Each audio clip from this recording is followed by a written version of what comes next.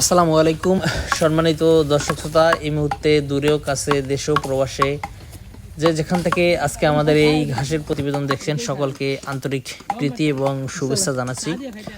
দর্শক শ্রোতা, যে ঘাসগুলো কাটা হচ্ছে এটি হলো সেই ডক্টর জহির স্যারের চীন থেকে আমদানিকৃত যারা ওয়ান হাইব্রিড ঘাস, শতভাগ জার্মিনেশন যোগ্য এবং শতভাগ পরিপক্ক কাটিন। বর্তমানে ডেলিভারি দেওয়া হচ্ছে সারা বাংলাদেশে ক্যাশ ও কন্ডিশনে। তো দর্শকবৃন্দ, এই ঘাসগুলো মূলত 5 মাস বয়সের কাটিন যারা ওয়ান হাইব্রিড।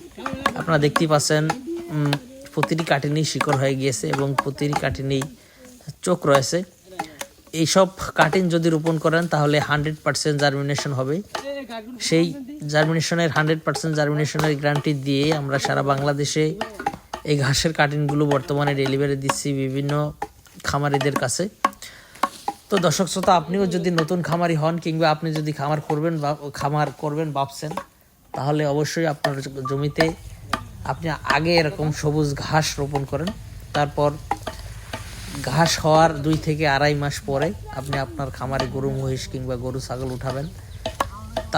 তাতে করে আপনার হবে যেটা, আপনার গরু আনার সাথে সাথেই গরুর সামনে এরকম সবুজ ঘাস দিতে পারবেন এবং ঘাস যখন গরুকে দিবেন তখন খামার খরচ অনেকটাই কমে আসবে। তো দর্শক শ্রোতা, বর্তমানে বাংলাদেশে দানাদার খাদ্যের দাম অনেক বেশি, যার কারণে ঘাস নির্ভর খামার যদি আপনারা করেন তাহলে আপনাদের খামারের খরচ অনেকটা কমে আসবে এবং গরুতে কিন্তু প্রফিট করা সম্ভব হবে। আর যদি আপনারা ঘাস না লাগিয়ে শুধু দানাদার কিংবা খ্যার কিংবা সাইলেজ খাওয়িয়ে গরুর লালন পালন করেন, সেক্ষেত্রে আপনাদের লাভের মুখ দেখা অনেকটাই কষ্টসাধ্য হয়ে পড়বে। তো দর্শক, আমরা যেটা বলতে চাই,